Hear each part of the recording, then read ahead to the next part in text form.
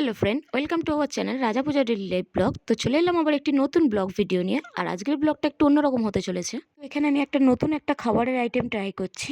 তো এখানে সবার প্রথমে আমি চিকেনটাকে বয়েল করে নিচ্ছি। এই আইটেমটা আমি মিষ্টি পাউরুটি দিয়েই করছি। মিষ্টি পাউরুটিগুলোকে এক এক করে আমি আগে কেটে নেবো। এখানে করছি আমি এটা স্যান্ডউইচ, কিন্তু মিষ্টি পাউরুটি দিয়ে।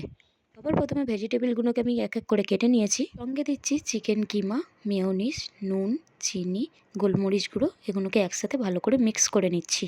এবার দুদিকে বাটার দিয়ে এটাকে ভালো করে ফ্রাই করে নিচ্ছি। ব্যাস, আমাদের ডিশ রেডি। মেয়োনিজ, চিকেন সবই আছে। সত্যি খুব ভালো হয়েছে, খুব সুন্দর হয়েছে।